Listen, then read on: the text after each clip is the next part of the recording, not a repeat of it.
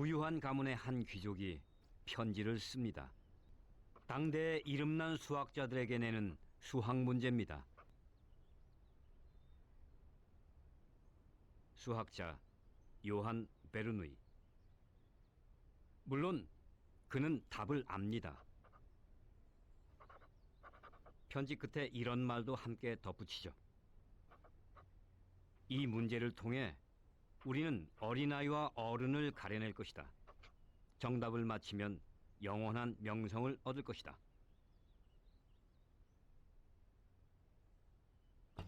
마감 기한은 6개월이었습니다. 베르누이가 낸 문제. 풀기만 하면 최고 중에서도 최고가 될 수 있습니다. 문제는 간단합니다.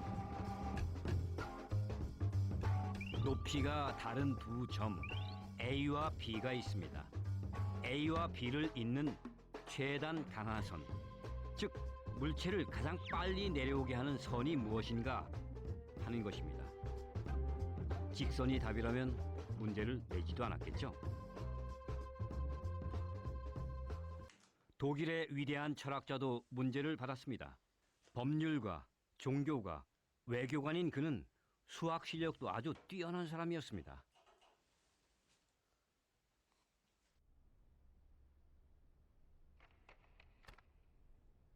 라이프니츠, 첫 번째 정답자입니다. 하지만 받아야 할 사람에게서 답이 오지 않자 베르누이는 마감 기한을 연장합니다. 사실 베르누이가 이 문제를 낸 건 누군가를 겨냥한 것이었죠. 이 문제를 꼭 받아야 할 사람, 그는 바다 건너 영국에 살고 있었습니다. 베르누이의 문제가 그의 손에 도착한 건 해를 넘긴 후였습니다. 문제를 보고 그는 베르누이가 자신을 시험하고 있다는 것을 단박에 알아차립니다. 영국 정부에서 화폐 주조국장을 맡고 있던 그는 아주 바빴습니다. 그러나 퇴근 후 꼼짝도 않고 앉은 지 몇 시간 만에 문제를 다 풀어버립니다.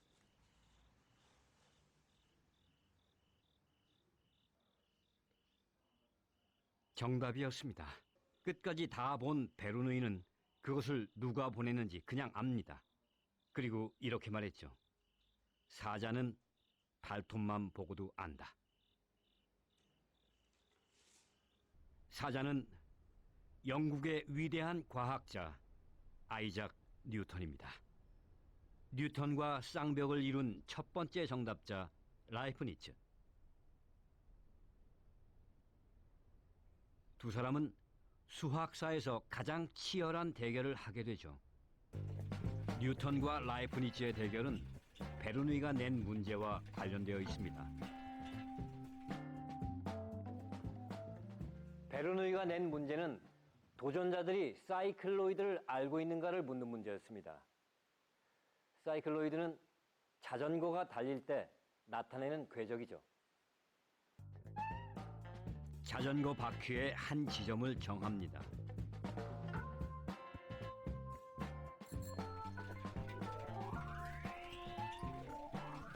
바퀴가 갈 때 이 점은 일정한 곡선을 그립니다.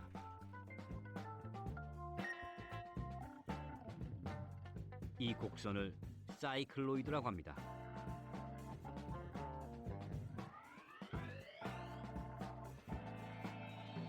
문제는 여기에서 저 끝까지 공을 굴렸을 때 가장 빠른 선은 무엇인가를 묻는 문제였습니다. 이쪽은 사이클로이드 곡선이고 이쪽은 직선입니다. 자, 그럼 두 공을 동시에 출발시켜 보겠습니다.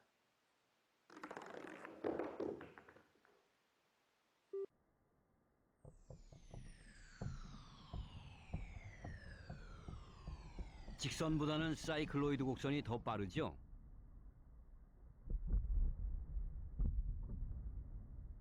제일 빠른 선을 안다는 것은 최소값을 안다는 겁니다. 즉, 미적분을 안다는 것이죠. 베르누이는 도전자들이 미적분을 아는지 시험했던 거죠. 이 성과에 기여한 첫 번째 인물 누굴까요? 갈릴레오, 케플러, 셰익스피어, 몽테뉴가 있었던 17세기. 데카르트는 평생 늦잠을 잤습니다. 그의 밀랍 인형도 졸고 있네요. 오후 늦게까지 침대에 누워 공상을 하며 보냈습니다. 게을러 보이지만 진리를 찾는 데는 누구보다 부지런한 사람이었죠. 데카르트는 철저히 모든 걸 의심합니다.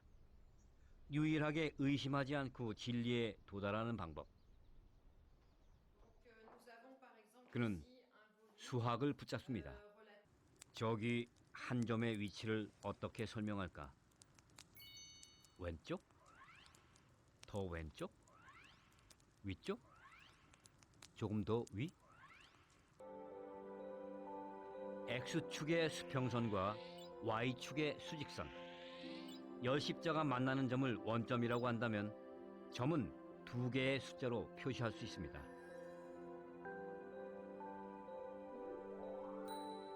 이 점은 5, 3이네요.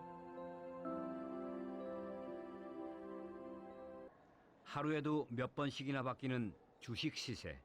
변화하는 숫자는 한눈에 파악하기 힘듭니다. 이 숫자만으로는 주가가 어떻게 돌아가는지 알 수가 없죠.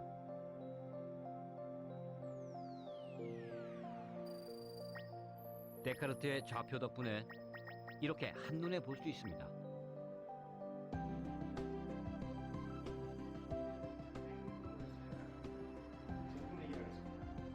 모든 움직임을 좌표 위 그래프로 나타내는 시대에 우리는 살고 있습니다. 그래프는 양이 어떻게 변해가는지 흐름을 보여주죠.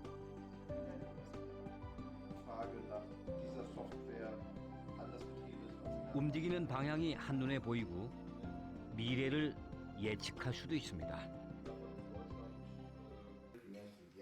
데카르트의 시대까지 1800년 동안 수학을 지배한 것은 그리스 수학자 유클리드가 쓴 원론입니다.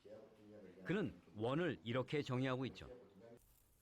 어떤 선으로 둘러싼 도형이 있어서 한 점에서 직선들을 그었을 때 그 도형에 놓이는 부분이 모두 서로 같으면 그 도형을 원이라 부른다.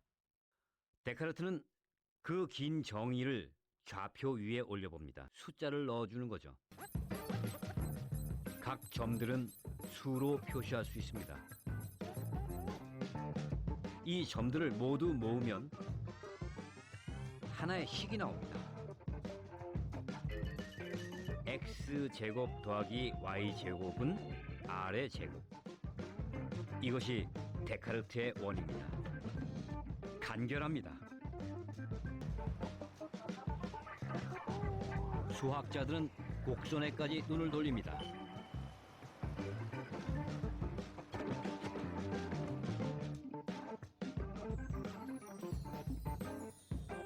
수학은 이제 움직이는 세계로 우리를 데려갑니다.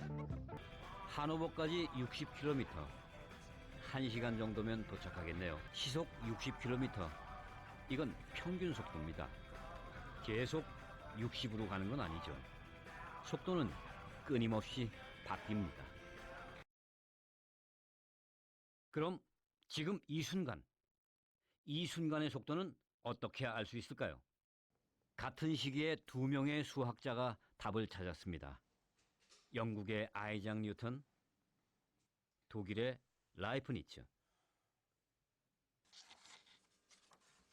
라이프니츠의 원고는 너무 방대해서 아직도 정리 중에 있습니다. 존경하는 대학자 뉴턴에게서 받은 편지도 두 통이 있습니다. 라이프니츠가 논문을 발표하기 전에 받은 이 편지는 나중에 일어나는 저작권 싸움의 빌미가 됩니다. 라이프니츠는 레오나르도 다빈치처럼 모든 학문을 다 배우고 그것을 연결시켰던 학자입니다. 29의 어떤 천재적인 생각이 떠오른 건 우연이 아니었죠. 그것은 움직이는 것에 관한 것, 미분이었습니다. 미분으로 우리는 순간 속도를 알 수 있습니다. 데카르트의 좌표를 이용해 가로를 거리라 놓고 세로축을 시간으로 놓습니다. 하노버까지 60km를 1시간 만에 갔으니 시속 60, 평균 속도입니다. 그러나 달리는 내내 속도는 변했습니다. 그렇다면 정확히 가운데 지점을 통과할 때 속도는 얼마였을까요? 속도는 거리를 시간으로 나눈 것입니다. 하노버까지 60km를 1시간 만에 갔으니 시속 60. 좀 더 정확한 속도를 구하려면 이 간격을 좁히면 됩니다.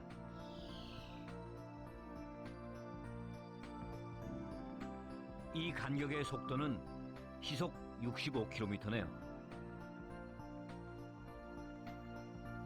좀 더 좁히면 시속 68. 더 좁히면 시속 68.5. 이 간격을 좁히면 좁힐수록 우리는 더 정확한 속도의 값을 얻을 수 있습니다. 물론 영원히 그 지점에 닿을 수는 없습니다. 오히려 평균 속도가 한없이 가까워지는 어떤 일정한 값을 순간 속도로 받아들인 것이죠. 이것이 미분입니다.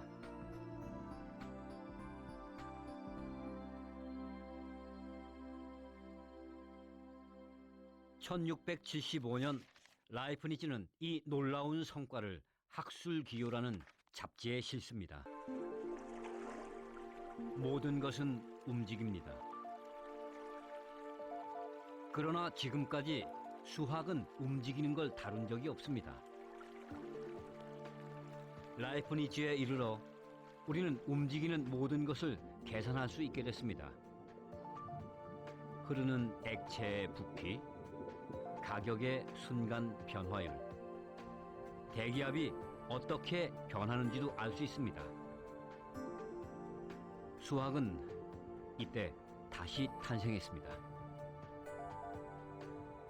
자신의 연구가 인류의 방향을 바꿀 것이라는 기대로 라이프니츠는 부풀어 올랐습니다. 그러나 이미 몇 년 전 그와 똑같은 생각을 한 수학자가 있다는 사실을 알게 됩니다. 라이프니츠는 표절자로 몰리게 되죠. 라이프니츠가 논문을 내기 10년 전 영국의 이 수학자도 미분을 알고 있었습니다. 그가 태어나고 자란 집입니다. 여기서 만유 인력을 발견했죠. 뉴턴은 1642년 크리스마스에 태어났습니다. 그날은 갈릴레이가 죽은 날이기도 하죠. 생가 옆엔 뉴턴만큼 유명한 사과나무 한 그루가 있습니다. 정말 소문처럼 그 위대한 발견이 이 사과나무 아래에서 있었을까요? 어쨌든 여기에서 뉴턴은 친구들과는 떨어진 채 사색을 즐겼습니다.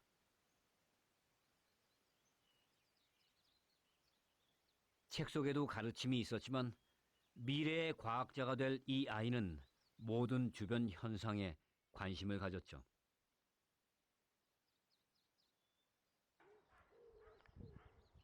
떨어지는 사과. 그것은 끊임없이 움직이는 물체였습니다. 사과는 직선으로 떨어지지만 행성은 타원으로 돕니다. 케플러가 밝혀냈죠. 타원으로 돌 때 행성은 늘 같은 속도로 움직이지 않습니다. 어떤 때는 빠르고 어떤 때는 느립니다. 타원이 돌 때 순간의 속도. 이것을 알아내기 위해 뉴턴은 미분을 사용합니다.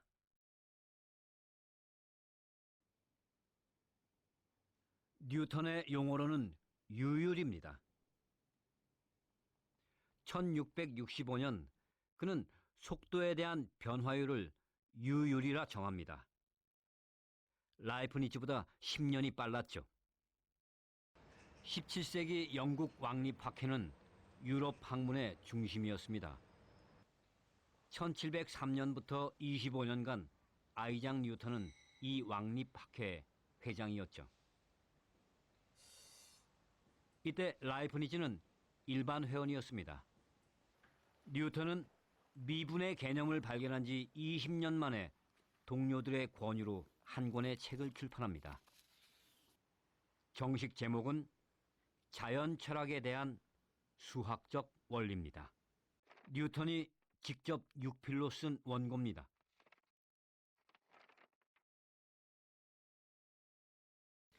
You can see the title at the top of the book here, Principia Mathematicae ut Philosophiae Naturalis. This is the mathematical principles of natural philosophy. And what Newton was trying to do was give a mathematical expression to how the universe worked. 만유인력도, 관성의 법칙도, 행성의 타원 궤도 문제도 이 책을 통해 처음 세상에 나왔습니다. 미적분은 거의 사용하지 않았지만 미적분을 알지 못하면 나올 수 없는 책이죠. 라이프니츠보다 10년 빨리 생각했지만 사실 출판은 늦었습니다.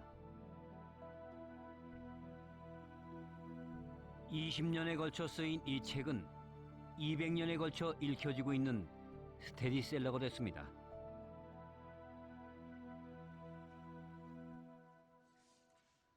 뉴턴이 요즘 학자였다면 재빨리 자신의 연구 결과를 학회지에 발표했을 겁니다. 그는 아주 내성적이고 은둔자형 성격이었습니다. 그러나 미적분 저작권을 두고서는 달라지기 시작합니다.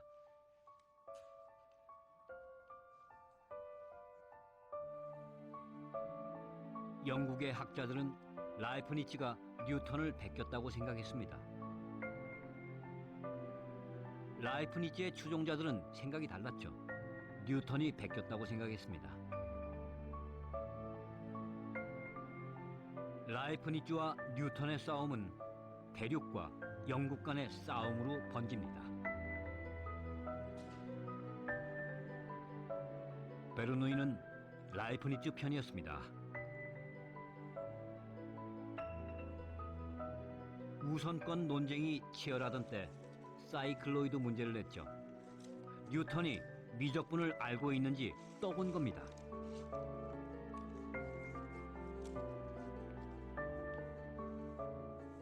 왕립협회는 조사위원회를 열어 보고서를 제출하죠. 그리고 발표를 합니다. 미적분의 최초 발견자는 뉴턴이다. 라이프니츠는 미적분의 두 번째 발견자가 되었습니다. 과학에 2등은 필요 없습니다. 라이프니츠는 하노버 작은 교회에 묻혔습니다. 1716년 세상을 떠났을 때 장례식엔 비서 한 명만 참석했을 뿐 말년은 고독했습니다. 미적분의 중요성을 알았고 끝까지 매달렸지만 생전에 미적분은 라이프니츠의 소유가 아니었습니다.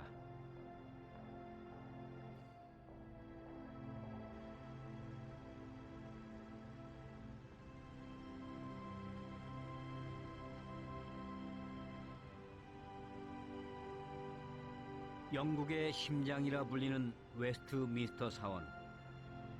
뉴턴은 여기에 묻혔습니다.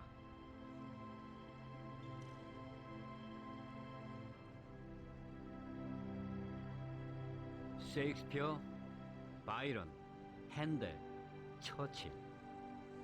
영국의 위대한 사람들의 묘가 있는 곳. 뉴턴은 가장 큰 자리 한가운데 위치하고 있습니다.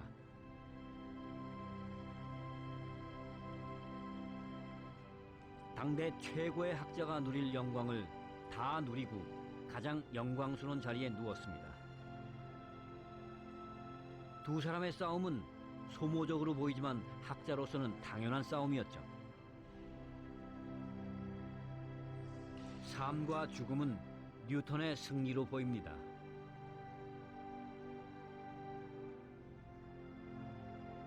그러나 그들이 다퉜던 미적분의 생애는 다릅니다.